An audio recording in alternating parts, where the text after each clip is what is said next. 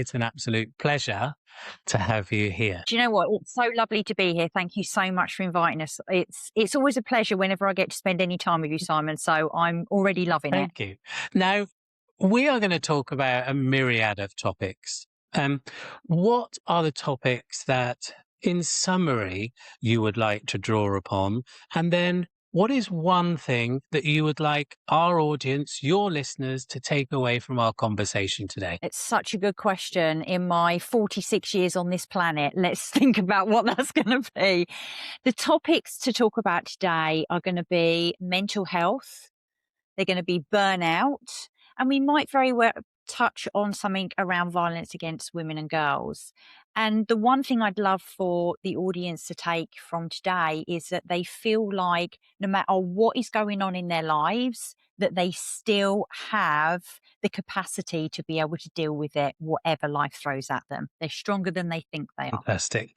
And as a dad of two grown-up adult daughters, I cannot wait to hear what you're going to say there. Now, you seem to be drawing already on a wealth of experience, if you don't mind me saying.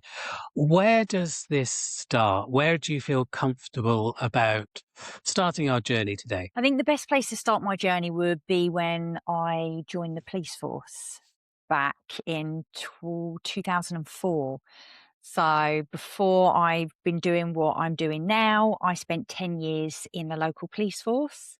I was a police officer and then I ended up in counter-terrorism intelligence, looking after kind of the whole of the county in Kent to some degree. And the reason that I'm no longer in the police force is because I was medically retired. And the reason for my medical retirement is I have a diagnosis of bipolar and OCD. And it just got to the point where I just couldn't do my job anymore. It wasn't safe for me, but more importantly, it wasn't safe for my team either, because my team is the most paramount. You know, you're working in the police, you need to make sure that you're not just looking after you, it's your team as well. And so I decided to take medical retirement because of all of that. Thank you for being so open to share that. We have a large audience who tune in for information and resources where perhaps they couldn't find that online. Seeing someone else who has gone through or going through what they are going through to make them feel less alone. We use the terms bipolar and OCD.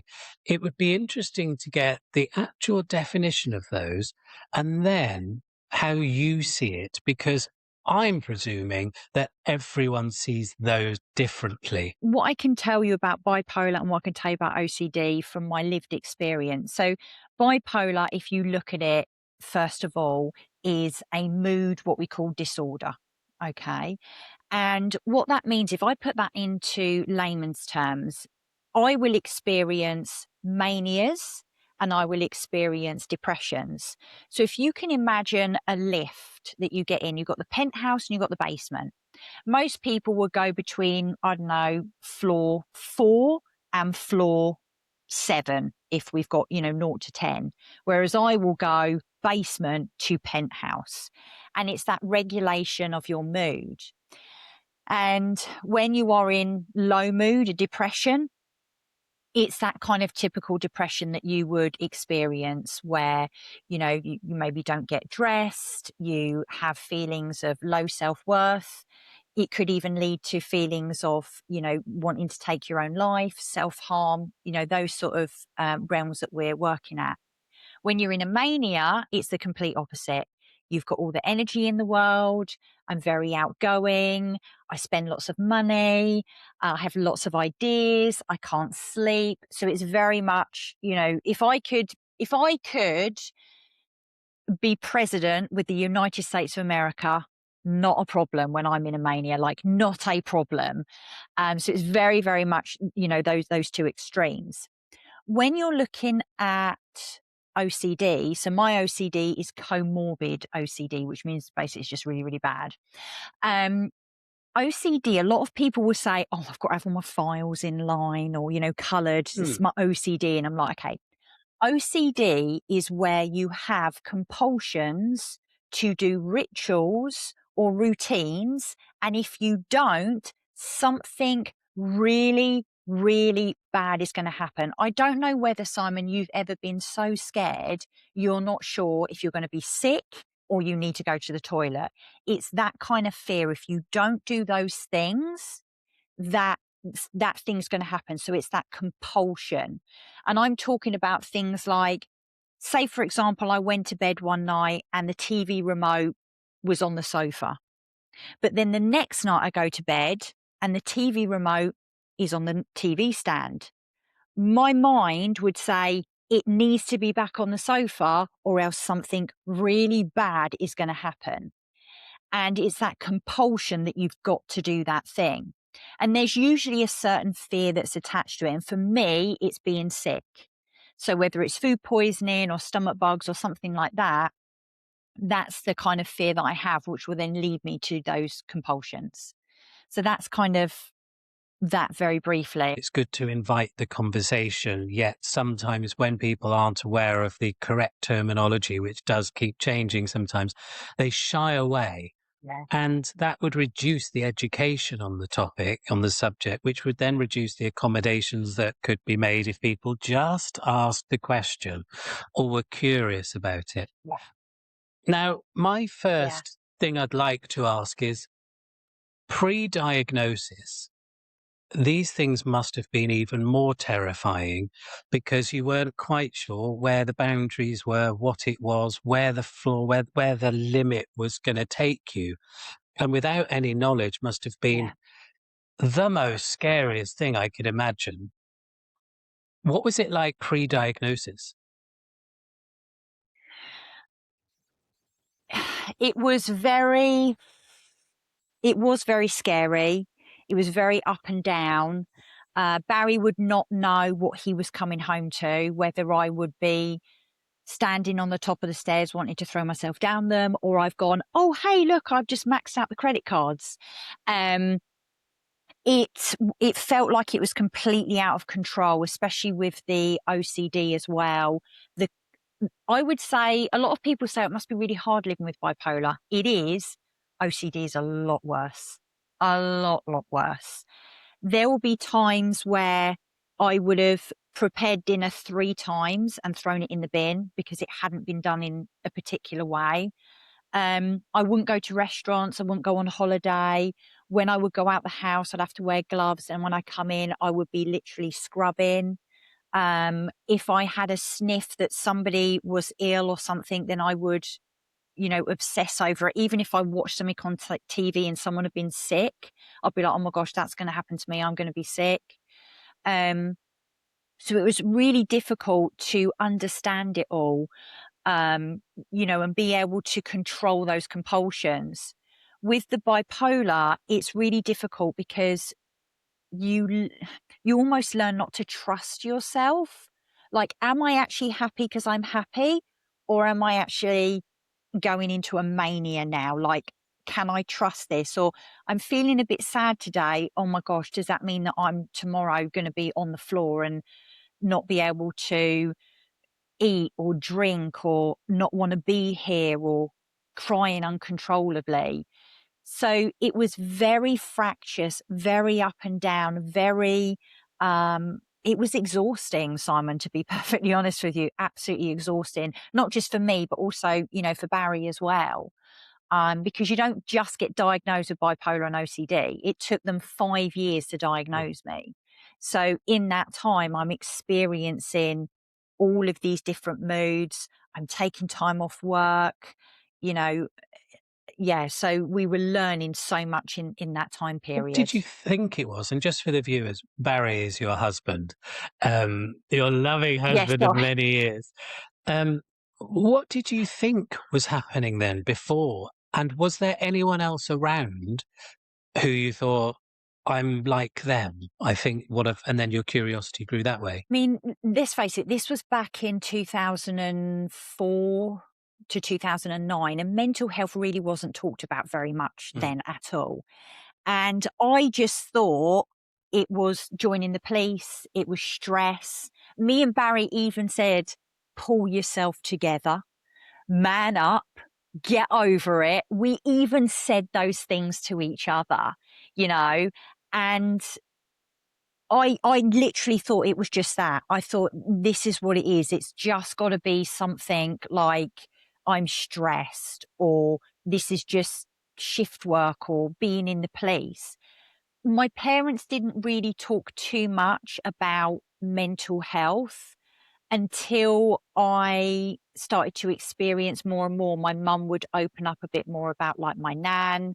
I know that she experienced things. My mum has on my dad's side. So the more I started to display these behaviours, and then the more elevated my care got in terms of, well, you're not seeing a doctor anymore, you're seeing a psychiatric nurse. You're not seeing a psychiatric nurse anymore, you're seeing a psychiatric doctor. You're not seeing a doctor anymore, you're seeing a professor. So the higher the stakes got, the more the conversation kind of opened up, around all of these Were you things. scared at the time? Because sometimes when you like you say, you really put it into great context. When you're getting a bit happy, you think, am I on the way up? And so you're almost getting anxious about getting anxious, in my terminology. And Yeah. then reversely, Yeah, yeah. the other way on the way down. So do you have mechanisms to check whether you are just naturally happy or whether you are going into, what's the terminology? Yeah, so I call them going into, we've got a mania. So a mania or a low, or I can be in a mixed as well, just to throw something else in. I know. And, when I was first diagnosed, I went on a 32-week course at the local psychiatric hospital. And that's where I learned about bipolar. I learned about, okay, am I bipolar 1? Am I bipolar 2? Am I a rapid cycler?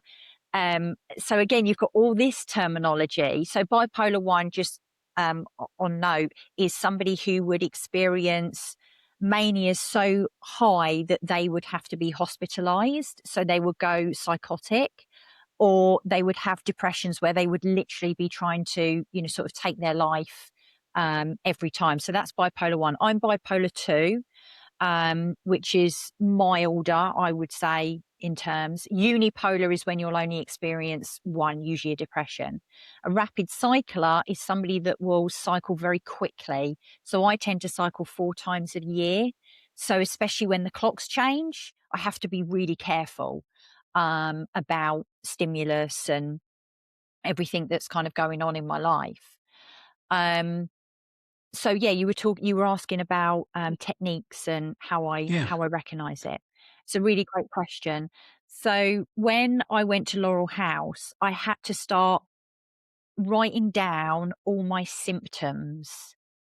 So all my symptoms of a depression, all my symptoms of a mania, all my symptoms of a mix. So I had to start writing them down. And it wasn't just me writing them down. I was like, okay, babe, Barry, like, babe, what have you noticed in me? And then I'd say to my mum and dad, what have you noticed? And then Barry's mum, late mum Carol, I'd be like, what have you noticed in me?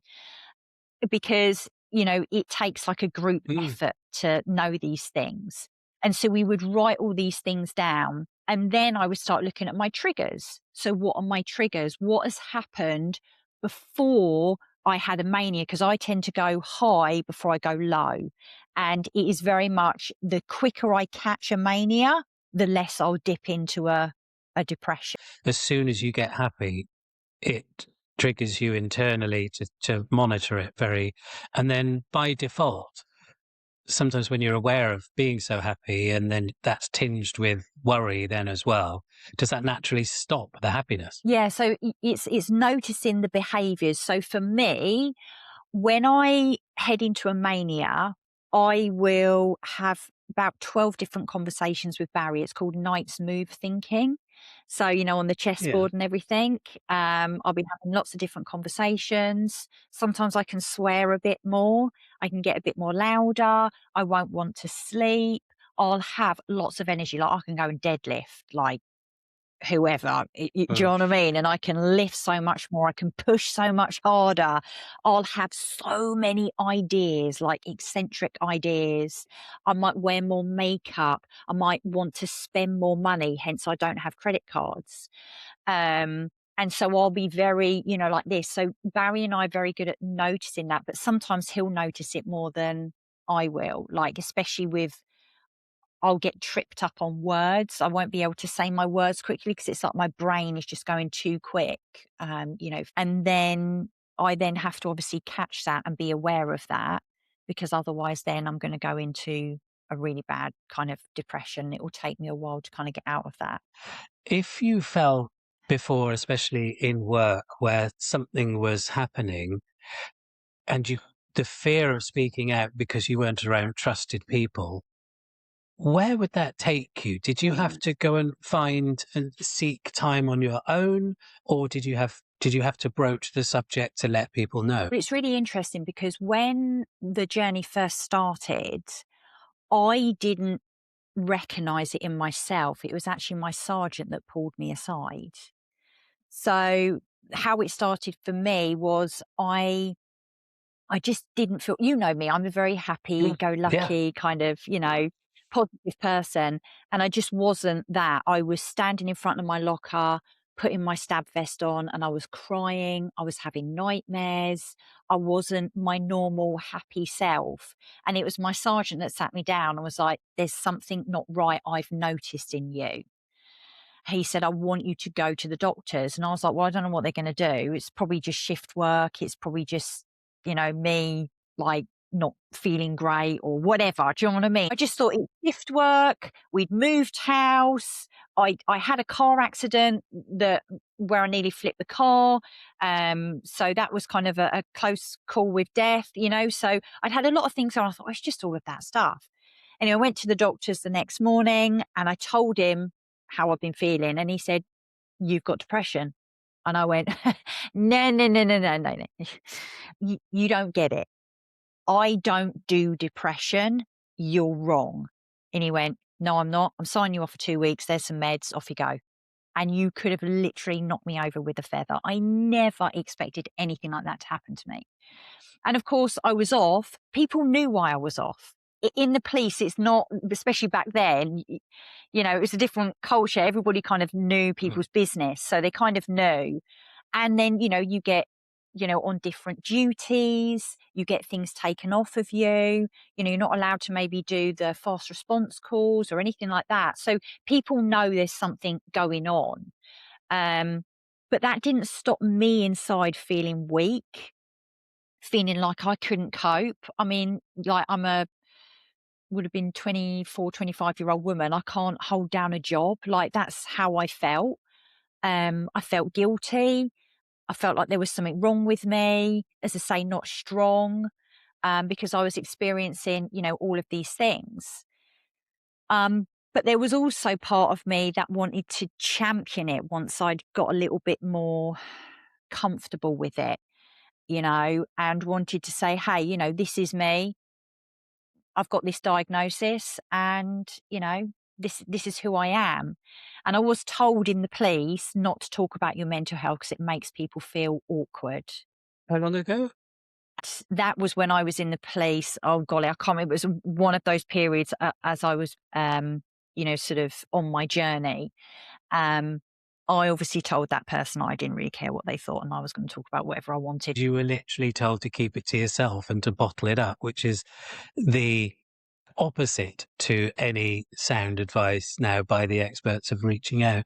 So the guilt and everything almost came under an umbrella of shame. So you haven't chosen this, but you felt the shame was yours to own at the time. Definitely, definitely, 100%. And, because I had to keep taking time off of work, but I still was going to the gym. I was still going out. And it's like people must think, dirty, rotten faker, or, she's Yeah. faking this. But you do have to get out. You do have to go to the gym. You do have to look after yourself. Do you know what I mean?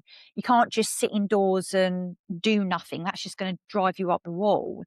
So again, there's that stigma in that you're feeling guilty because you're going out and you're living your life as well.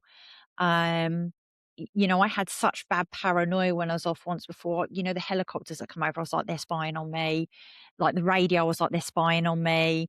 So people don't see that side, what's going on in your head with all of that kind of stuff. So yeah, there was so much that went on, as you say, around shame and guilt. And especially then when I was medically retired, that was a whole different level of shame and guilt, going on there. So I'm thinking, and tell me if I'm wrong, I'm going on some stereotypes here, but back then, hiding your mental Yeah. health or being told to hide your mental health, I imagine it was a fairly more male dominated um, sector then as well. So it would have been a lot harder to speak out. So you left. Yeah, I mean, just don't get me wrong, like, I had some amazing teammates and they were brilliant. They looked after me, they cared for me, they they stuck up for me. Like, I had some absolutely formidable people that I've got lifelong Amazing. friendships with now, and I love it now when I Hmm. go back and I see them and they're like, "Wow." It's just unfortunately those 1 or 2 people which were in higher management, and, we fear what we don't know at the end of the day. And back then, mental health really wasn't known. And I have no malice or anything towards those people because they clearly just hadn't got the education. And I'm hoping that what I experienced, that it paved the way for these conversations, to happen. So I always look back on my time in the police with great fondness and more like I let my team down. But the more I speak to people outside now, they're like, "Oh, we've really missed you. It's great to see you," all that kind of stuff. So always, had some great teammates that I could lean on that are still brilliant people. And that's lovely to hear. And what has the whole thing taught you about trust and the circle you keep? And does it mean that you've got to make your circles quite small, or do you have to be more open with more people? Yeah, I I've always been a very open person. And there is part of me in there that's like, I don't really care what you think of me. This is what's going on. And if you don't like it, that's not, I can't control your emotions at the end of the day. Um, the main people I was worrying about letting down was my very close teammates, which I know had to bear the brunt of my work, and Barry, because we are a unit, we're a team. We obviously have our house, we've got to feed ourselves, pay our mortgage, and if I'm off and my wages are disrupted because of that, then obviously that's going to cause a strain on, on our little family unit, shall we say? So interesting you mentioned that. What would you say to someone who is living with someone who has bipolar disorder and comorbid OCD that would alleviate the pressure or give them some more education and understanding, which would then make both the situation better? Yeah, I would say just talk to each other. Like, communication is one of the biggest things in any relationship, whether it's professional or, private, is absolute communication. So it's like, talk to each other, understand where each other's coming from. Even like for me, I like to understand how Barry feels with all of this going on, with me. And it is understanding your triggers, understanding your symptoms, but then also putting in a care plan. So you know what you need to do. So, for example, if we're coming up for Christmas time, if we're coming up for holidays, I get especially anxious because I'm going to be out of my routine and that can freak me out. B, we're coming up to a really big event and I want to make sure that I'm well, you know? And so it's understanding certain times when you are going to experience heightened states of, not feeling 100%, with your mental health. And it must then create, when you put an event in the diary, it must be almost a double-edged sword that you want to be excited about going to Montana or horse riding in America or Canada or wherever you're going. But at the same point, you must be like, please, please, please, just make it so that I'm okay. Then is it? Yeah, definitely. I'm very regimented with my routines and sleep. And, I know where I'm going. I know what I'm eating. I know it's safe. So I have this, it's safe kind of thing. Um, and yeah, so going away, I have to kind of have that stability there, and Barry knows that as well. So it's very much about a stimulus thing. So I know we're going to be having a long plane ride. I'm going to be jet lagged, so I need to be careful. If you're okay to share, the OCD, now, OCD, like you say, seems to become a well-known term. I have routines around the house where I have to check the door twice. I'll go out, forget I've checked it. I've Yeah, even gone back and videoed myself doing it if I'm going away for a few days so that, the oven on, things yeah. in line. This is far removed from that, isn't it? Yeah, I mean, I think a lot of us as humans will have something at some point of our life where we'll connect the dots with something, but miswired it, if that makes sense. And which means we have to go and do these little routines. Some people grow out of it, but some people don't. I definitely know for me, mine started around the age of 4 when I had whooping cough. I don't remember it now, and I've done a lot of therapy, but there's some places that I'm not prepared to go, because I am scared of it, I will admit it. Like I truly am. It took me months and months and months for me to say the word vomit, like months and months and months. I felt if I said it, then it would happen. And even now there's a little bit of trepidation of like, oh my gosh, I've said I it. was Is that just gonna going to jinx ask. anything? I Do you think know what I mean? everyone watching was going to Yeah, say, "Are yeah, you yeah, yeah. okay saying it now?" Yeah, yeah, yeah. And when I was younger, I had whooping cough for about 3 or 4 months, and I would literally be up, mum and dad would say, changing me maybe 2, 3 times in the night because I'd be sick. So I even remember, if I look back as a kid, I definitely have had it then, like my teddies needed to be a certain place. I would have like a crystal that I would ask if I was going to be sick or not when I was younger. And I would say this thing over and over and over in my head. I would tap on the bedside at night, like, because it was wooden. And that could go on for an hour, 2 hours. There was no one way to say, oh, I'd do that and then it would be done. It would be like until I felt satisfied. And Barry, when we first started dating, he'd be like, stop tapping. I'd be like, sort of like tapping away, tapping away. Um, we had rules in our house when we first moved in together that he was not allowed to go to toilet after 10 o'clock at night.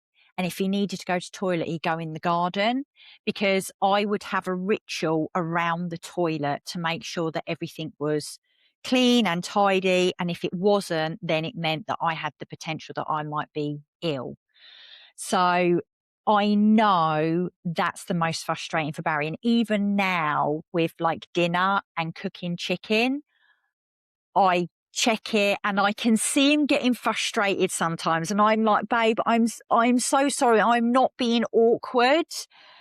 And do you know what I mean? Mm. I'm just, yeah, I get really, really, really anxious around it. So it's just, that's the extent of the OCD.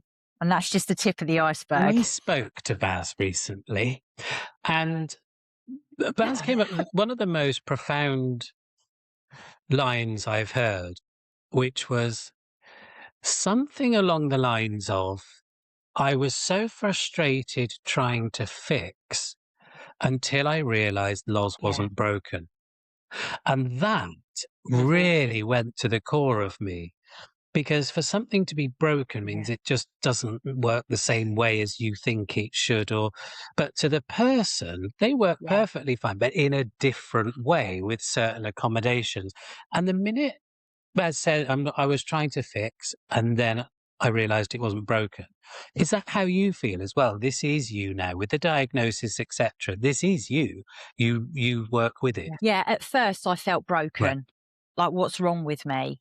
There is something wrong with me. Like, yeah, I'm broken. But now I'm like, well, this is just who I am, and the way that I am. I mean, there are times that I do get upset. So as a business owner, networking is a thing where you get up in the morning, you go networking and that kind of stuff. I can't do that.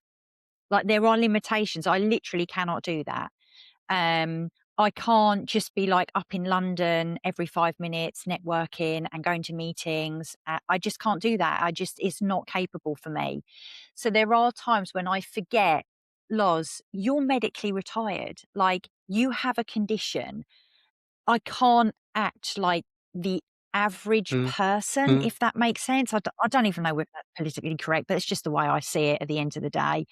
And I see other people and I'm like, I wish I could do that, but I know I just can't because I'll end up being unwell. I've done it. I did it back last year where I did, I think it was like 3 network meetings in a week, and I ended up not being very well. I ended up going into a mania, and it was like, yeah, I just can't do that.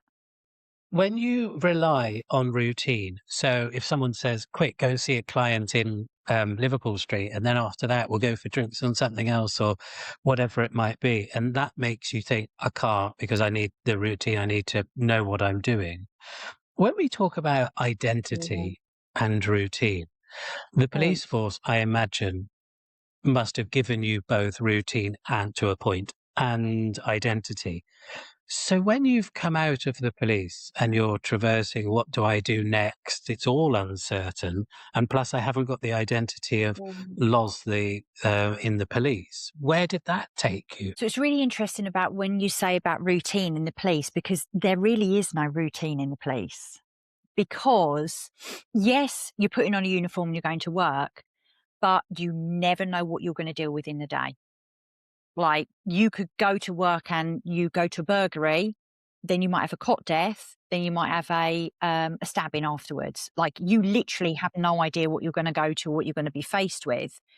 So for me, routine means certainty. And in the police, there just wasn't that certainty. Even in counterterrorism, if something comes in, there's a sniff of a bomb, that's it, you're overtime, baby. And everything goes out the window, you know? Even getting up and having to be up at like 6 in the morning and then going to work, that, might seem like routine, but it's not a routine that fits my body clock. So Baz gets up at like 5:30 every morning. I'd love to get up at 5:30 every morning, but I just can't because A, the meds I'm on, and B, it doesn't fit my body clock in terms of how the bipolar runs.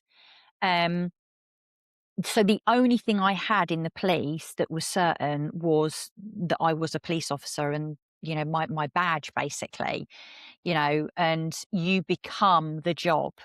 You literally become the job because it takes a lot from you being in the police. Like, if we was to go out when I was in the police, me and you were having a great time and we saw a car accident or we saw something, you have to take action because if you don't, that's neglect of duty.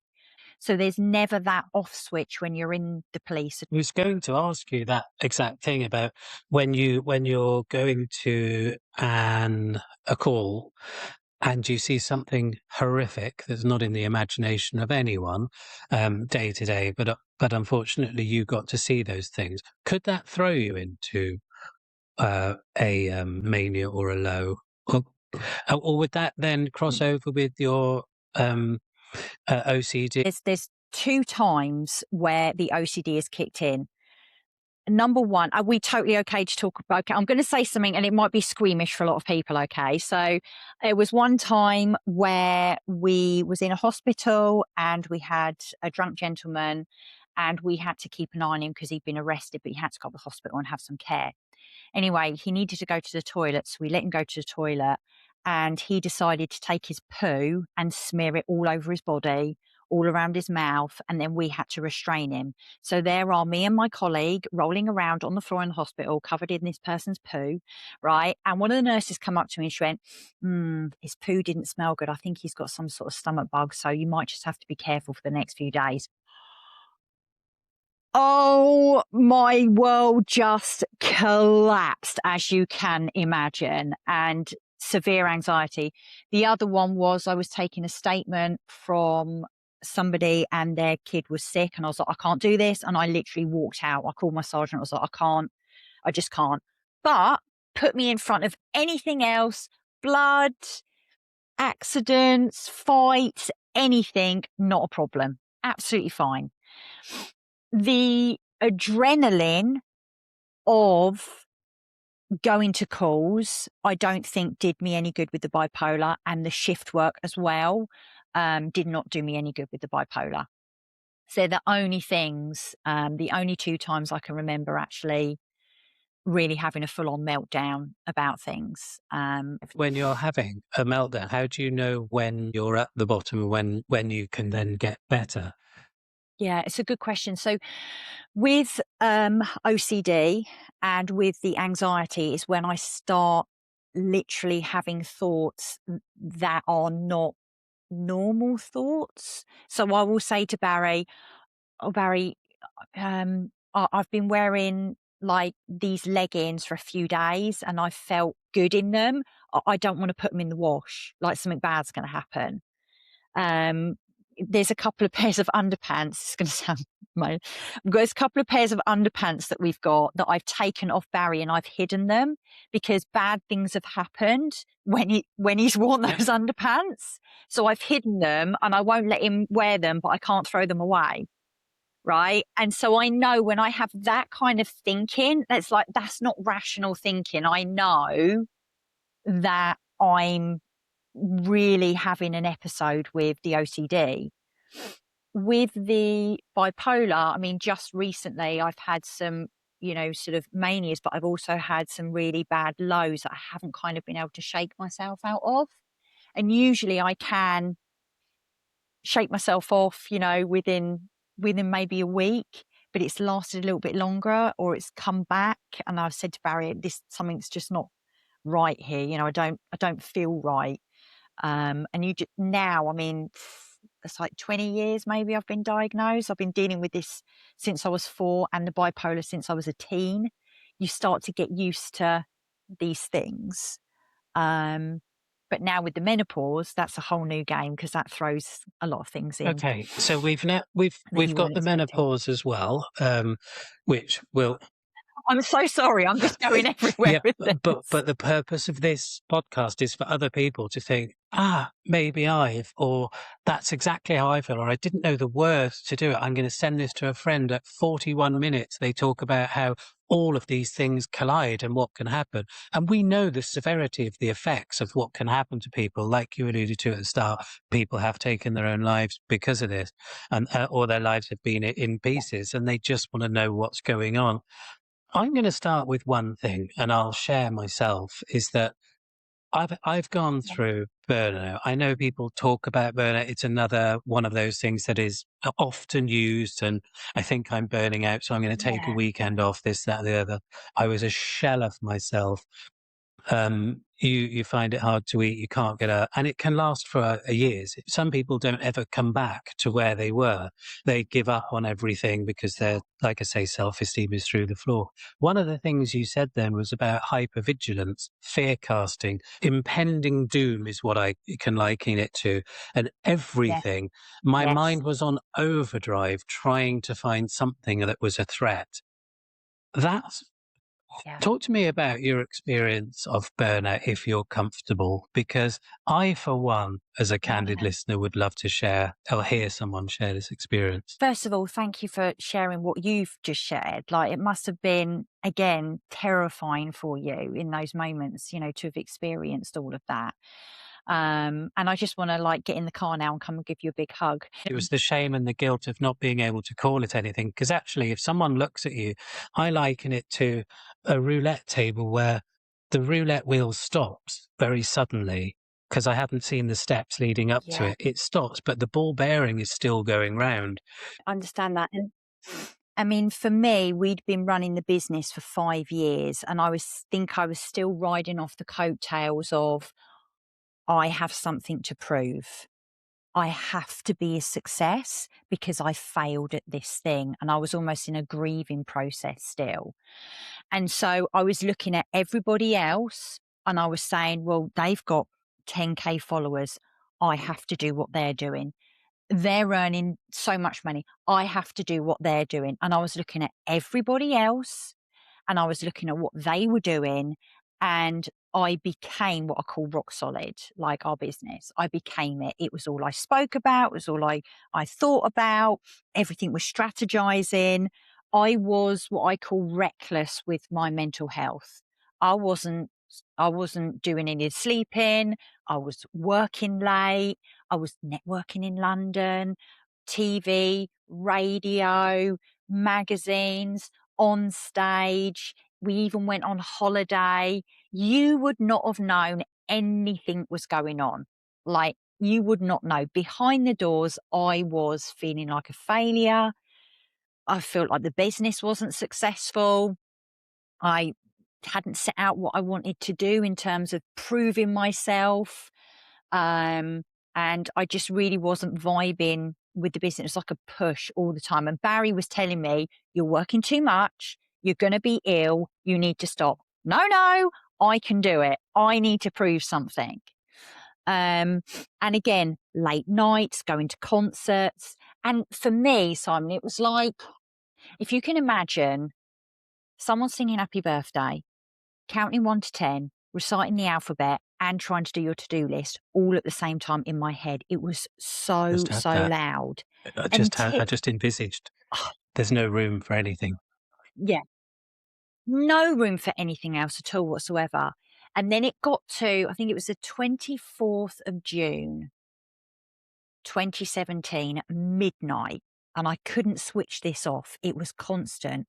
And all of a sudden, I snapped.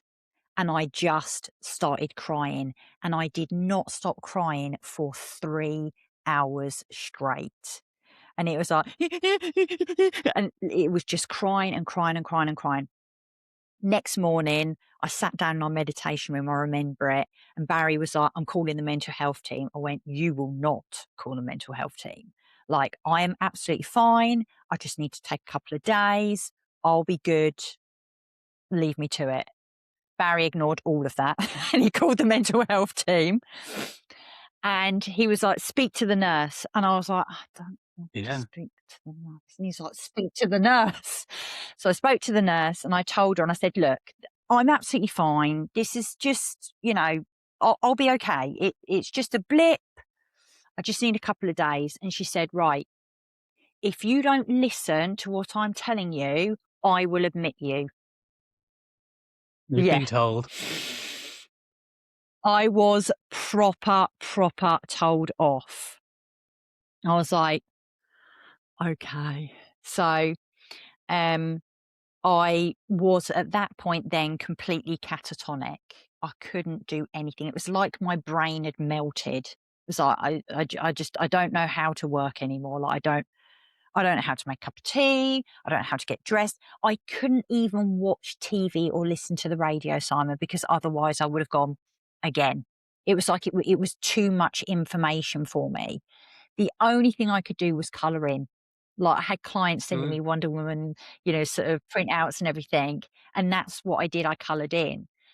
I tried to go back to work on the Wednesday, which was a few days afterwards. I sat at the desktop, I opened up my mail, and I just burst into tears. I was like, and that's just how it felt. It was like I couldn't, Yep. yeah, like too much stimulus. Um, and I just had to take a few weeks to, and we almost lost the business because of it. Because I was almost, I consider myself being reckless in that I just didn't listen to Barry. I just kept working, and comparing myself to everybody else and lost my identity. I kind of knew what was going on, but I didn't want to admit to it because I didn't really know how to get out of it. Like, I couldn't back You down. know how many people are going to relate to what you've said? Thank you, thank you, thank you, thank you. Because that feeling of powerlessness, that feeling that I don't know what to do, that the thief of joy, comparinitis, or when your values are being completely contrasted with the work you're doing, where your heart just isn't in it, when you just, you just, there's no point. What's the point? I mean, it takes a while to realize that. And what am I trying to say? Social media and comparinitis, I think, is a big thing. I think when you go to the doctors, one of the first things that can be said is, go on these antidepressants. And it may or may not be right for you. But like you say, it's not necessarily depression. Burnout's very different, isn't it? Yeah, yeah, yeah. I find burnout is a complete and utter breakdown. Like, I mean, there are 3 dimensions to burnout. I always talk about this. But, yeah, you can't just fix burnout with a weekend away or a holiday away. I tried Mm, it. It doesn't work. It really doesn't work. You really do need to assess everything in your life that's mm, going on, like what's led to it. Um, and usually I find for business owners or for people that are in high pressured roles, it is because they become yeah. that and they just lose themselves. And I lost myself completely, but I didn't know a way out. I just didn't know. I was like, well, I've just got to keep pushing through. Uh, I relate to the fact that I was go past and see people in restaurants.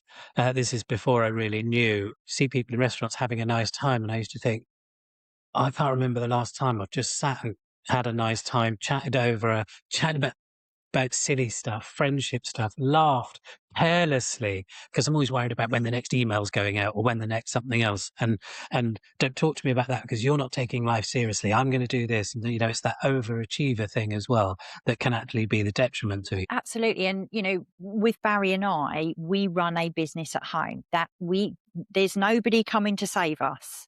Like, if we don't get clients through the door, like, no one's going to pay the mortgage or feed the cat's tuna. Mm. Do you know what I mean? And that I took that on as massive amount of pressure on myself. So I was like, well, no days off. You know, I have to keep bringing the money in. I have to keep You've trying to just find done the that clients. I phase. have It's to like keep that, doing isn't this. it? It's Yeah. frenetic, And it's like, I have frenetic. to. Yeah, yeah, definitely. And then obviously, you listen to a lot of gurus on social media who tell you you can do this, you can do that, and da, da, da. And so I fell into the trap of all of that as well, you know. So yeah, and that it did. I always say I snapped, like, and it was literally my body went, nope, we're not doing this anymore. Catatonic. There you go. Have a bit of that. Easy way for people to explain it is that your brain melted. Because even the things that give you joy don't want to do anymore. What's the point? There's no point. The things that you could have done or you did, you used to run successful teams. You did that, and your esteem's through the floor because your daily routine's Yeah. gone out the window. How did you manage your way out? Are you out? Can anyone be out? How did you manage? I believe I am out, definitely. The way that I got out was I started to connect with me again. Have you heard of Michael The McIntyre? comedian, Yeah, absolutely, he's yeah. on every short reel I watch, I think. He got me out of burnout because I decided I needed to laugh more. So every single morning, Barry and I would watch Michael McIntyre together as part of a new morning routine. And slowly but surely, he really helped me just connect with joy again in my life. And that's what I needed to do. I needed to connect with me again, like who I am, and find that level of comfort in my identity and who I was. And that was very much about I had to put boundaries in place when I worked and when I didn't work. I had to make sure I had morning and evening routines, had to make sure that I wasn't always having conversations about work. And I really just threw myself into discovering who I was again. Love the way you bring things down into real terms, which can help people, because my Michael McIntyre was Ricky Gervais. So watching out clips and bloopers from The Office. And it was okay by listening to you, it's just to start getting your self-worth first so that you can then go out and proactively start lighting those fires again, which you can only do if you've got a slight bit of self-esteem or self-worth, i.e. you're off the bottom just. Because without that self-esteem, you don't even think the fires are worth lighting. Why I can't go to the gym, I don't deserve to, etc. But it is just starting those. And I think sometimes, correct me if I'm wrong, we tell people to reach out, which is terrific advice, really is terrific advice. How can other people reach in? Because telling you to get up out of bed, get on with it, pull your socks up, everything else can actually make it worse for you because you feel more guilt and more shame. How can other people ask your opinion on something, try and make you laugh, just gift you something without any form of wanting anything back? What can they do, loved ones and friends? Loved ones and friends, it can be just to sit and listen. Barry always says we've got two ears and one mouth and we need to use them in that ratio. But the problem is we want to try and fix people. because we feel like, oh, I need to help that person, so I need to be their savior. And it's like, no one can be your savior, you know? So it's very much, is literally just sitting and listening. And even if it's just sitting in silence, watching the birds eat from the bird feeder, or you go for a walk and you don't even talk, you don't have to talk. Sometimes it's just being around somebody and just having their presence. You feel energy from people. Do you know what I mean? A couple of our friends, Vic and Ellie, they helped us. Baz was like, right, we're going to see Vic and Ellie. So we went up to Slough and we went and saw those guys, and we just had Mm, pizza and just chilled and hung out and watched the TV and, did nothing, and sometimes, it's about that, because you can get so engrossed in your world and serious and everything. And it's like, life's more than your job. You're more than your role. You're more than, I'm a CEO or director, snore. No, who are you as yeah. a person? Because there's a saying, um, you need to give the world the best of you rather than the rest of you. And that always sticks with me. And Dolly Parton says, don't get so busy making a business that you forget to make a life. And, those things really resonate with me. We only get one shot here, and it can't just all be about Yeah, work. and you've gone into owning a business and running a business, so your desire for routine. Hello. Um, and we'll come on to the work you're doing that you said at the start as well, in a Yeah. minute around the, I think you said, violence against women and girls, maybe, if you're comfortable. Now, Yeah. burnout, OCD, bipolar, throw in menopause.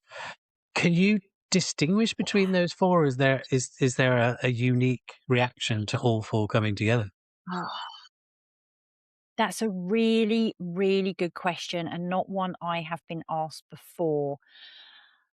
I think it's a mix for me. I just have to be aware of all of it, to be honest with you, and deal with the cards that I've got at the moment. Like, I know at the moment, tracking my cycle, there are moments where I have heightened anxiety. Like just this Monday, it was ridiculous. And I was like, come on, Loz, like, you can do this. Like, we're going to do a public talk. You've done this lots of times. Why are you getting so nervous?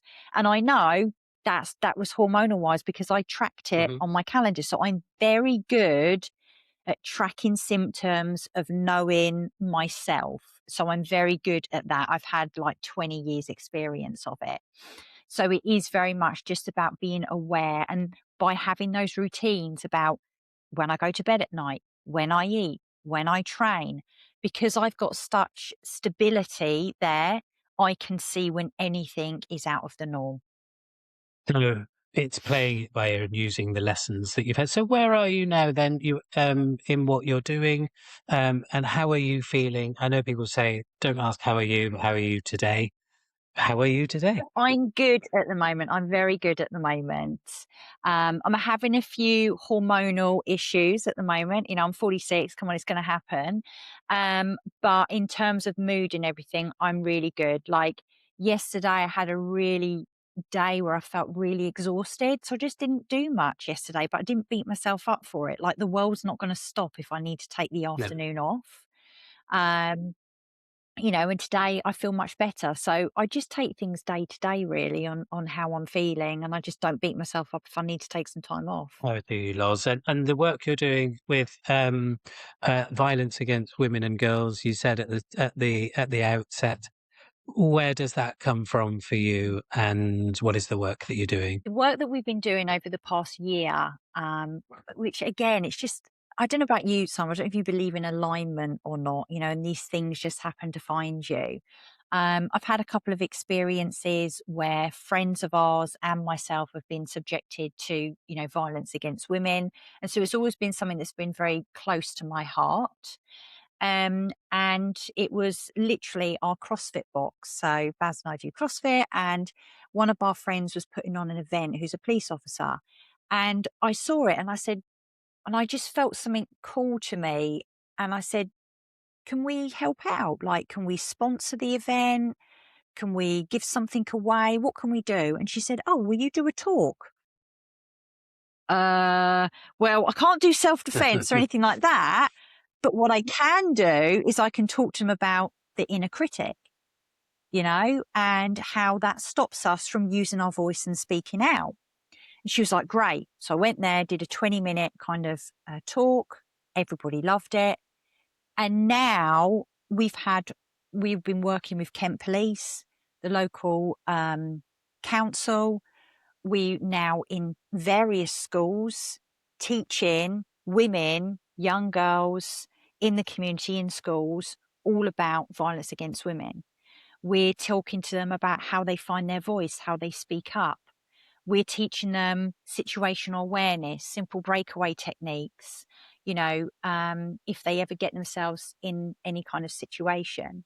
And now Baz is working with the young boys and men. With Ben, I work with Gemma. So Gemma does a self-defense and Ben works with Baz, and they talk about misogyny and boundaries and mental health and all that kind of stuff. With those guys. So the work that we're doing there is really great. And it's just happened, it's that full alignment. You say it's just happened. Others could argue that everything else has led you to this point. All of that experience, all of your challenges, all of everything that you've done in your life and have educated yourself, you and Baz together. It's fantastic that how you two are so close and you work through everything. And now that you've found complete alignment, both of you, to do the thing you like. I know a lot of burnout can come from misalignment of what you want to do or the environment you're in or something else. It seems that hopefully, we'll never say never, but for now you've got your environment tick, work tick, alignment tick. So you've done everything you can to put yourself in the best place, best position. Yeah. Yeah, absolutely. And, I am very strict with the things that I do. And even, the talks, I have to make sure that I have enough downtime. But it is glorious work to go in, to work with a group of women, to deliver the talk around the inner critic, and then Gemma to take them, and then to see them actually using their voice and, trying some of these techniques. And, and they walk out, a little bit taller. We're often told to be small, to be quiet. And we're trying to teach these girls and these women that we need to speak up. We need to say if something's not wrong. We need to report these things, in order to sort of start, flipping things, the other way. I'm a father of two grown adult Yeah. ladies now, my daughters.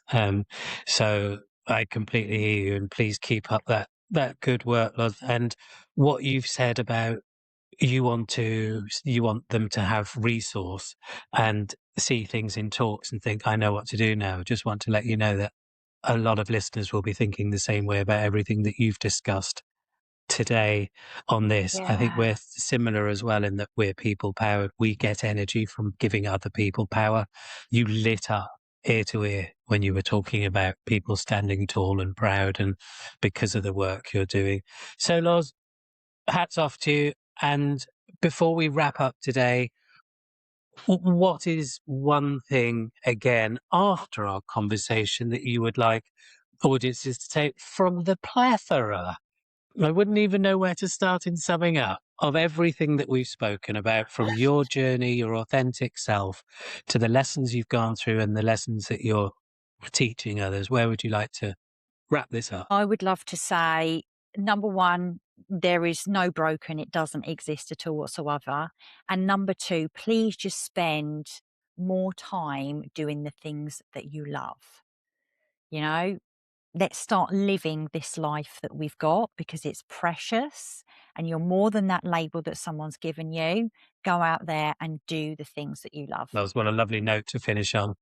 Thank you so much for your time today and for being your authentic self, as always. It's an absolute pleasure to be in your company. I really appreciate it. Thank you. No, thank you so much for having me. It's been an absolute blast. I could have talked for hours. So thank Thank you, you. Lars.